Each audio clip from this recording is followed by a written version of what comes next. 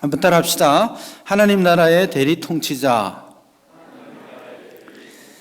지난주에 하나님께서 세상을 창조하셨다라는 이야기를 좀 나눴습니다. 그래서 하나님께서 창조주이시고 우리는 그분의 피조물이다. 그래서 하나님의 창조주로서의 주권을 인정하고 하나님의 통치를 받고 복종하는 삶이 진짜 중요한 삶이다.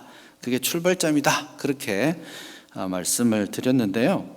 오늘 본문은 그 창조의 또 이제 7일간의 창조 중에 6번째 날에 있었던 이 사람의 창조에 한 번 더 관심을 초점을 맞춥니다. 사실은 이거가 중요하기 때문에 성경에는 창조 이야기가 2번 나옵니다. 그래서 1장의 첫째 날부터 7째 날의 창조 이야기가 1장부터 2장 3절 나오고 2장 4절서부터 하나님께서 사람을 만드시는 이야기를 한 번 더 하세요.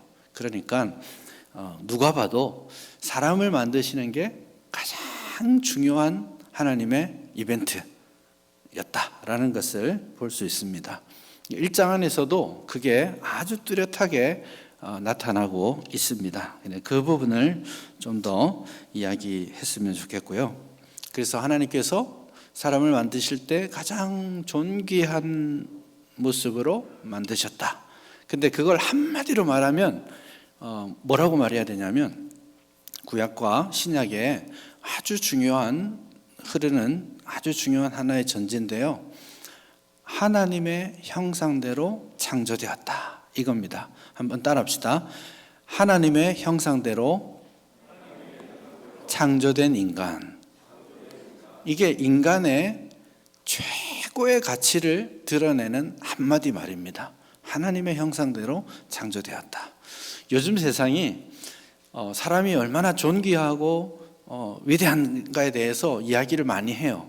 그래서 과학적으로나 물리학이나 혹은 그 생물학이나 여러 각도에서 사람이 얼마나 존귀한지 그런 이야기들을 많이 하는데 한편으로는 이 세상이 사람의 가치를 굉장히 낮추고 있는 세상입니다.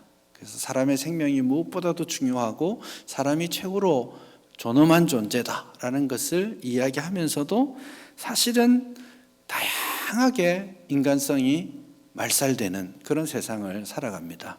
그래서 어떤 특정한 사람들에게만 사람은 정말 존귀하고 인정받을 만한 사람인데 그렇지 않으면 이런 조건이 되지 않으면 이런 조건이 맞지 않으면 사람은 난 왜 살지 여기서?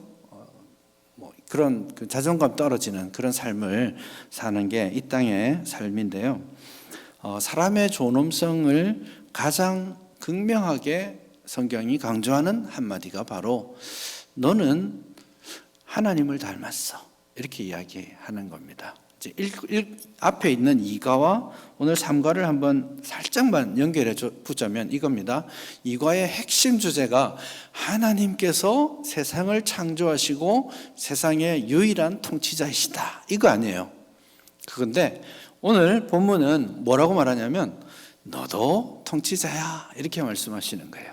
그래서 하나님께서 당신의 형상대로 나를 지으셨다. 오늘 저와 여러분을 창조하셨다라고 했을 때 도대체 그게 뭘 의미하지? 이런 질문을 했을 때 나는 하나님과 닮은 존재로 지원받았다라는 거고요. 그러면 하나님과 내가 닮았다라는 것은 뭘 뜻할까요?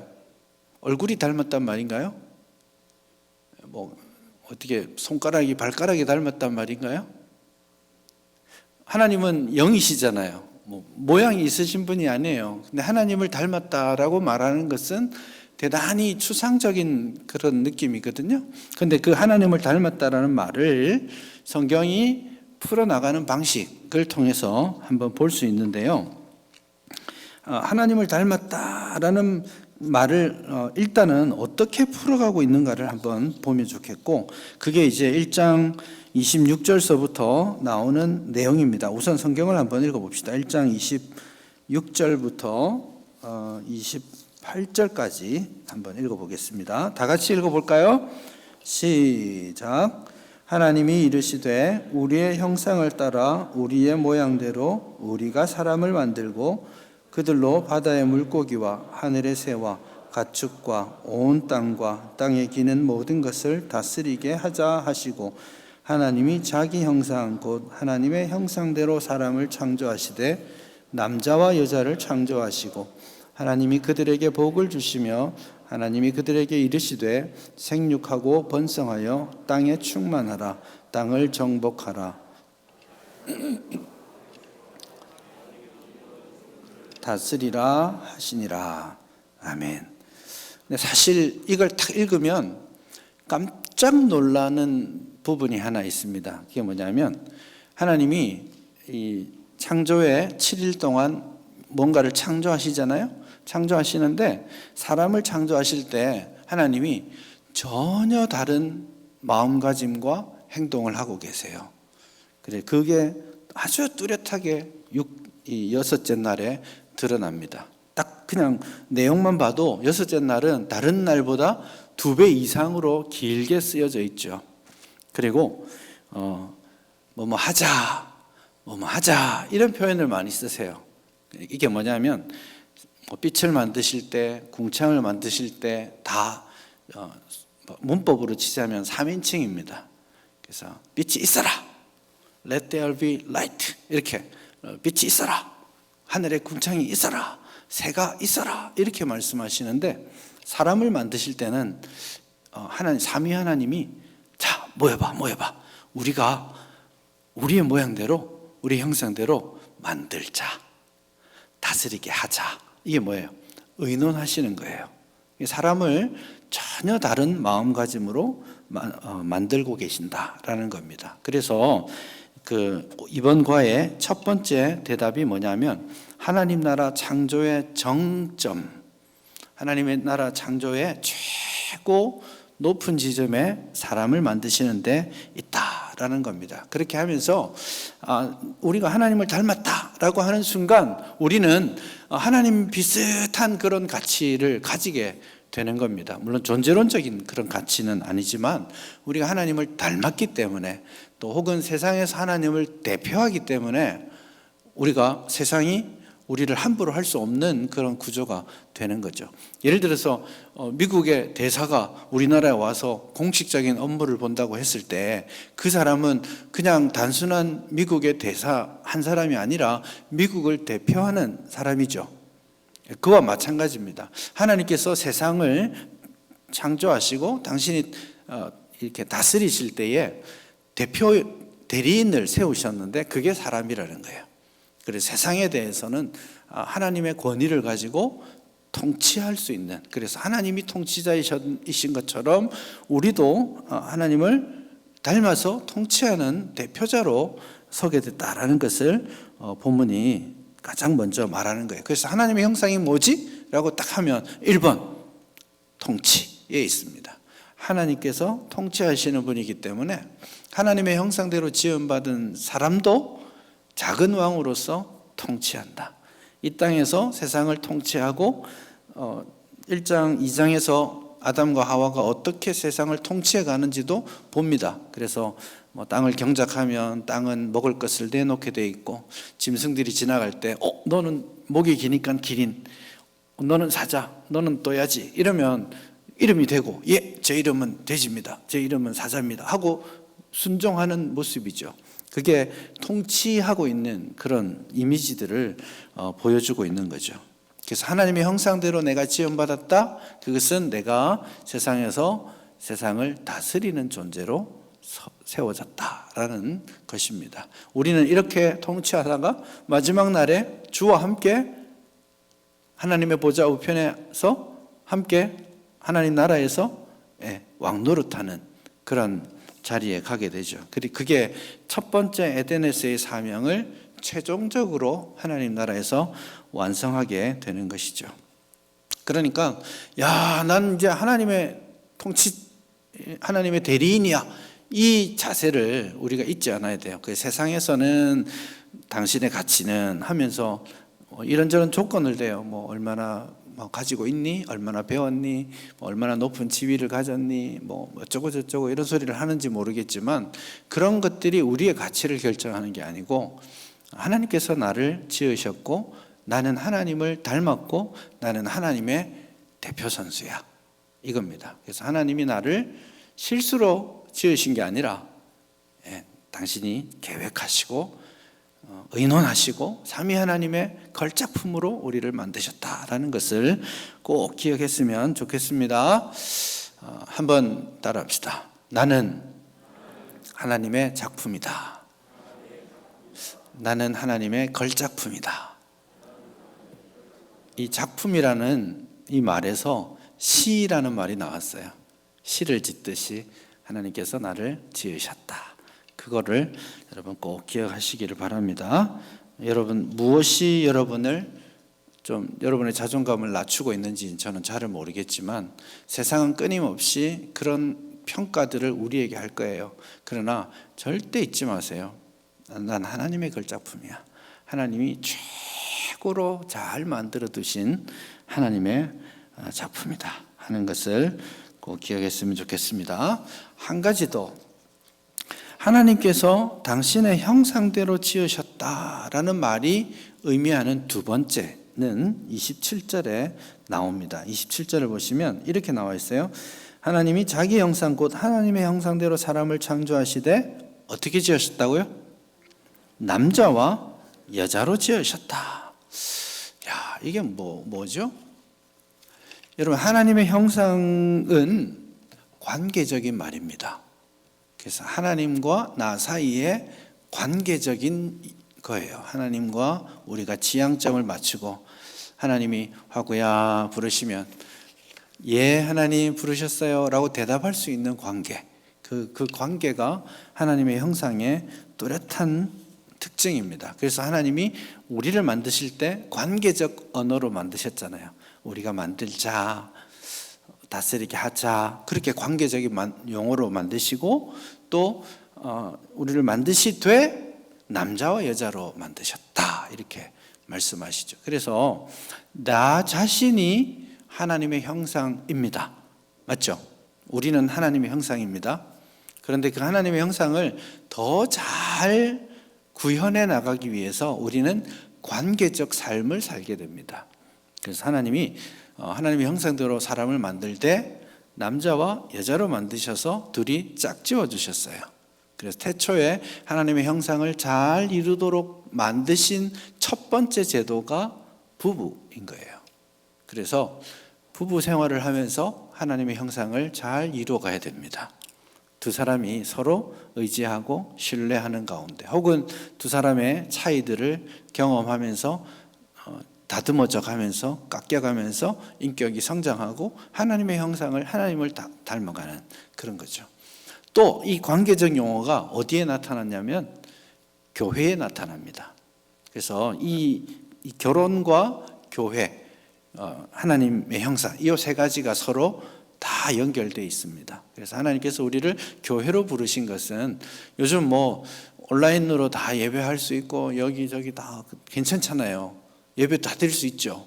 근데 그걸로는 우리가 하나님의 형상을 온전히 구현할 수가 없어요. 왜냐하면 교회 공동체를 통해서 하나님의 형상을 만들어 가도록 태초부터 계획해 놓으신 거예요. 그래서 교회 안에서 똑같이 부부가 서로 다듬어져 가면서 인격이 성장하듯이 교회도 다른 사람들이 모여가지고 다양한 경험들을 하면서 인격적으로 다듬어지기도 하고 성장하면서 하나님의 형상을 이루어가는 겁니다. 그래서 우리가 내가 하나님의 형상대로 지음받았어 라고 말할 때 내 가정을 통해서 우리 교회를 통해서 이 하나님께서 신비롭게 삼위 하나님께서 연합하고 계시잖아요. 이게 그 하나님의 존재론적 본성이거든요. 그리고 그 본성을 사람을 만들 때 우리가 만들자, 우리가 다스리게 하자 나타내셨기 때문에 우리가 가정에서 또 교회에서 함께 믿는 자로서 신앙 공동체를 형성하면서 하나님의 형상을 이루어가는 겁니다. 그래서 나도 하나님의 형상이고 너도 하나님의 형상이고 그리고 우리가 하나님의 형상을 이루어가는 겁니다. 그래서 처음에 이렇게 고백하셨죠. 나는 하나님의 걸작품이다. 맞죠? 잊지 마십시다. 한 번 더 합시다. 나는 하나님의 걸작품이다. 나만 그런가요? 옆에 분도 그렇게 고백했죠. 그래서 옆에 분에게 당신은 하나님의 걸작품입니다 라고 고백해 주십시다. 시작. 아멘이죠? 딱 그냥 안 보고 말할 땐 괜찮은데 얼굴 딱 보는 순간 아닌데 시험하시나 하나님이 그렇게 생각하실지 모르겠는데 나를 위해 예수님이 십자가 지시고 죽으신 것처럼 그 사람을 위해 옆에 있는 분을 위해서도 십자가 지시고 죽으셨어요. 나를 위해서 하신 것처럼 여러분의 남편, 아내, 부모님, 자녀들을 위해서 죽으셨어요. 나를 위해서뿐만 아니라 여러분의 앞집 아주머니, 할머니 위해서도 그렇게 하셨어요. 이걸 잊지 않아야 됩니다. 그렇게 이 관계적인 이 삶을 하나님께서 기뻐하시도록 만들어갈 때 우리는 진짜 하나님의 형상을 이루어갈 수 있습니다. 그래서 첫 번째는 하나님이 통치하듯 나는 하나님의 대리 통치자로 부름받았다. 이게 하나님의 형상을 이루는 길입니다. 세상을 다스리는 일들. 두 번째는 하나님처럼 우리도 남자와 여자로 관계적인 존재로 부름받았다라는 것을 말씀하고 있죠. 시간이 다 되어 가는데요. 한 가지만 더 이야기해야 되겠습니다. 우리가 사실 타락함으로써 하나님의 형상을 상실했습니다. 왜곡된 하나님의 형상이 생긴 거예요. 예를 들어봐요. 처음에 하나님이 우리를 지으시고 하나님과 관계적인 존재로 만드셨잖아요. 그래서 하나님이 하고야 네 하나님 이렇게 해야지. 예 당연히 해야죠. 이렇게 되어 있습니다. 하나님께 영광을 돌리고 예배 드리고 하는 게 합당한 일인데 타락함으로써 사람들은 하나님의 부르심에 응답하지 않게 됩니다. 하나님의 명령에 딴소리를 하게 됩니다. 그 타락의 본질은 하나님처럼 되려는 거거든요. 교만하게 하나님처럼 내가 뭔가를 하려고 하게 되면서 그 관계가 끊어지게 된 거예요. 그래서 하나님의 자리에 누가 들어갔냐면 내가 들어가는 거예요. 내가 들어가 있어요. 그게 타락의 본질인데요. 그래서 하나님과의 관계적인 그 부분이 상실되었고 그것을 회복한 것이 뭐냐면 바로 십자가입니다. 예수님께서 참 인간이시고 참 하나님으로 이 땅에 오셨죠. 그리고 예수님께서 우리에게 하나님은 어떤 분이신지 보여주셨어요. 그렇죠? 그래서 우리는 예수님을 보면서 하나님을 알게 됩니다. 근데 그것만 있는 게 아니에요. 예수님은 사람이 어떤 존재인지도 보여주셨습니다. 왜냐하면 참 인간으로 오셨기 때문에. 그래서 우리가 진짜 하나님의 형상을 회복하고 싶어. 하나님이 기뻐하시는 삶을 정말 잘 살고 싶어. 그렇게 하면 우리는 지금은 회복된 하나님의 형상을 찾아야 되는데 그게 바로 예수님이죠. 그래서 신약적으로 치자면 예수님을 보고 예수님을 닮아가는 삶이, 예수님이 하셨던 삶을 따라가는 삶이 진짜 하나님의 형상을 회복하는 것이다. 그렇게 말할 수 있습니다. 그래서 신약에서는 예수님께서 하나님의 본체이시고 하나님의 참 형상이시다라고 뚜렷하게 고백하고 있는 것을 우리가 봅니다. 그래서 결국 우리가 원래 부름받은 이 하나님의 형상을 온전히 이루기 위해서 결국 우리가 붙들어야 될 것은 예수님의 삶을 본받아서 따라가는 삶. 그것이 우리가 창조된 원래 목적을 회복하는 유일한 길이다라는 겁니다. 그리고 다시 2과와 3과를 합쳐보자면 그걸 회복하는 순간 누가 진짜 왕이 되시는 거예요? 내가 아니라 하나님이 진짜 왕이 되는 거예요. 내가 왕 노릇하지만 나는 작은 왕입니다. 이 관계를 회복하게 되는 것이죠. 마지막 한 가지만 더 시간이 1분 안에 제가 말씀드릴게요. 막 욕심이 자꾸 생기는데 마지막 하나는 뭐냐면 사명입니다. 하나님께서 하나님의 형상을 우리에게 부여하시고 이렇게 말씀하시죠. 28절에 복을 주시고 말씀하시기를 생육하고 번성하라, 땅에 충만하라, 땅을 정복하라.